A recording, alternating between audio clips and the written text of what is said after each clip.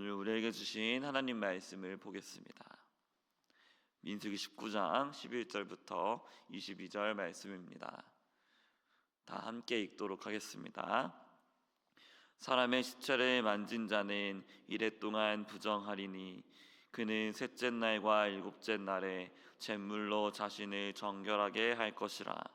그리하면 정하려니와 셋째 날과 일곱째 날에 자신을 정결하게 하지 아니하면 그냥 부정하니, 누구든지 죽은 사람의 시체를 만지고 자신을 정결하게 하지 아니하는 자는 여호와의 성막을 더럽힘이라.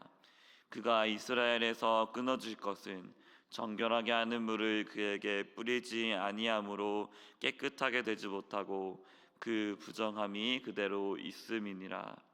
장막에서 사람이 죽을 때의 법은 이러하니, 누구든지 그 장막에 들어가는 자와 그 장막에 있는 자가 이레 동안 부정할 것이며, 뚜껑을 열어놓고 덮지 아니한 그릇은 모두 부정하니라.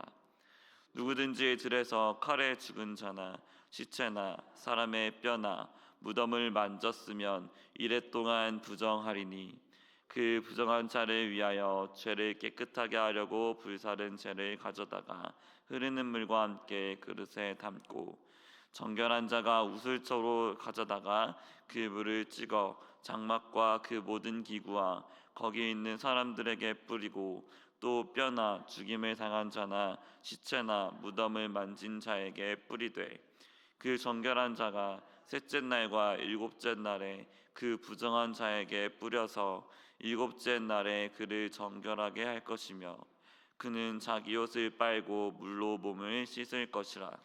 저녁이면 정결하리라.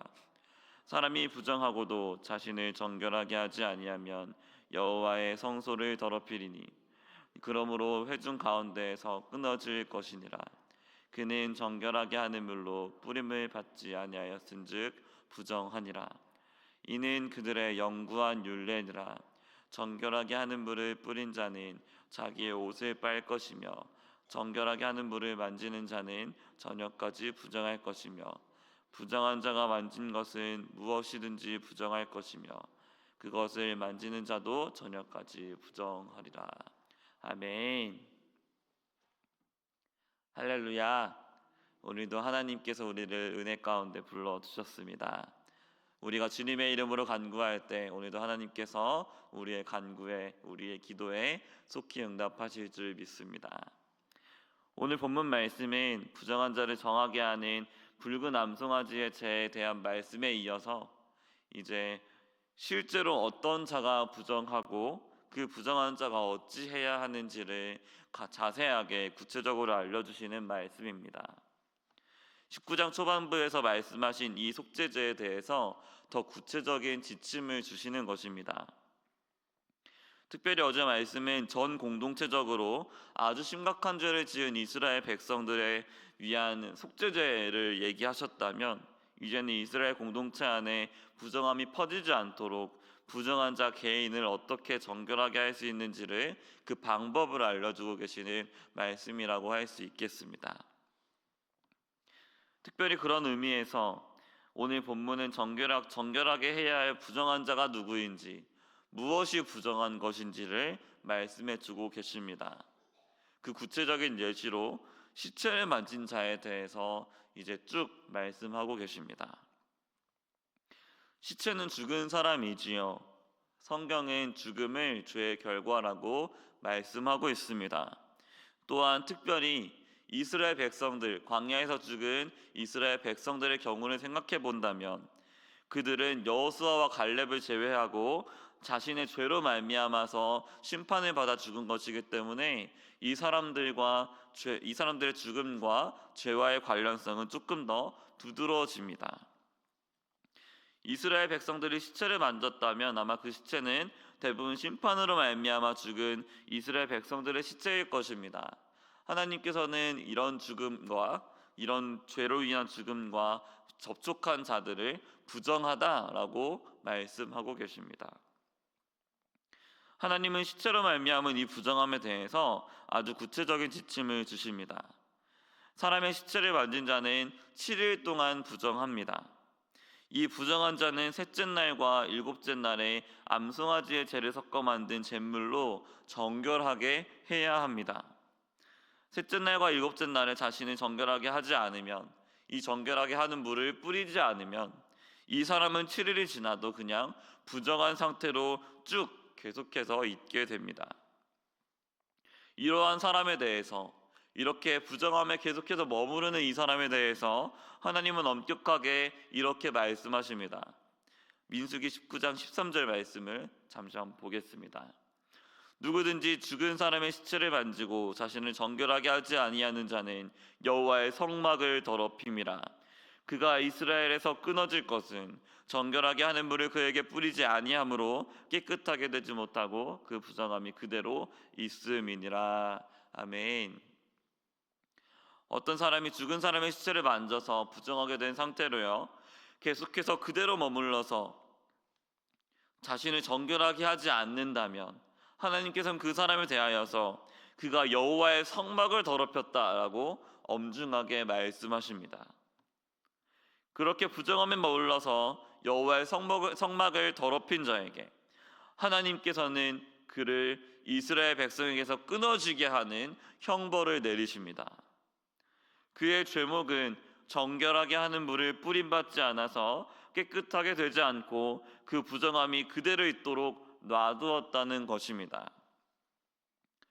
하나님께서 지금 심각하게 보시는 죄는 무엇일까요?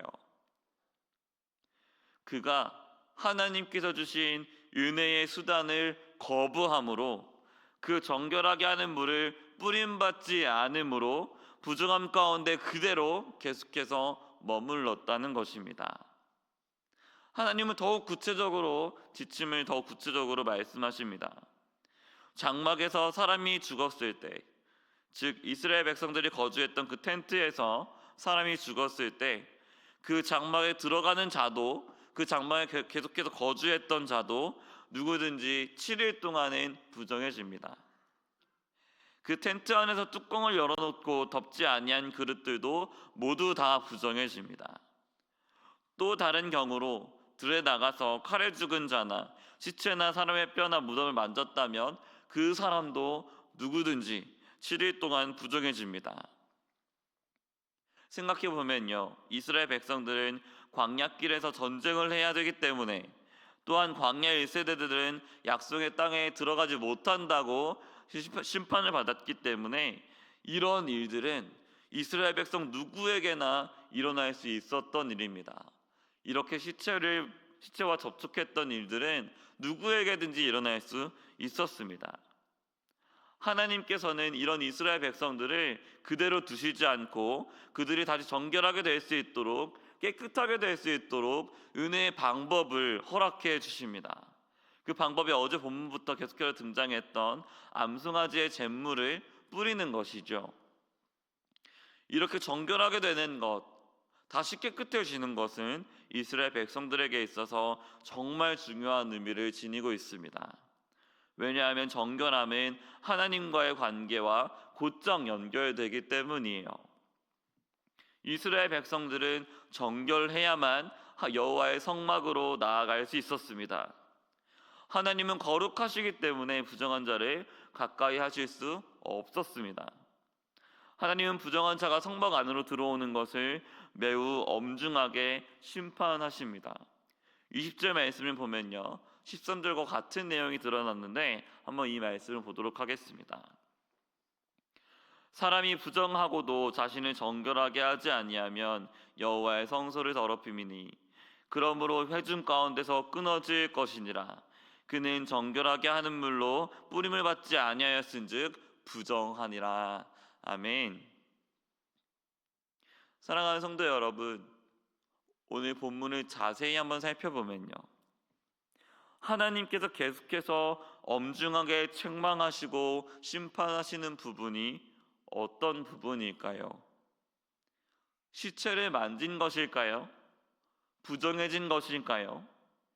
물론 그렇게 되었을 때 7일 동안 하나님께 나아가지 못한다는 점에서 그것은 거룩하신 하나님께 나아가지 못하게 하는 장애물이 되는 것이 맞습니다. 그러나 하나님께서 진정으로 엄중하게 책임을 물으시는 일은 무엇일까요? 그것은요, 부정해진 것 자체가 아니고요, 하나님께서 주신 은혜의 방편, 정결하게 하는 물을 뿌림받지 않고 그대로 부정함에 머무르는 일이었습니다. 이 일은 하나님께서 베푸신 은혜를 거부하는 일이기 때문에 그렇습니다. 하나님께서는 이스라엘 백성이 계속해서 회복될 수 있도록, 다시 정결해질 수 있도록, 다시 깨끗해질 수 있도록 은혜를 베푸신 하나님이셨습니다. 그 부정함을 이스라엘 백성들에게 책임을 묻지 않으시고 오히려 암송아지의 핏값을 물으셔서 그 암송아지의 핏값으로 그들을 대속해 주셨습니다. 그리고 이것은 어제 본문을 통해서 우리가 보았듯이요, 예수 그리스도께서 십자가 위에서 우리를 위하여 대신 피 흘려주신 그 사건을 미리 보여주고 있는 사건이었습니다.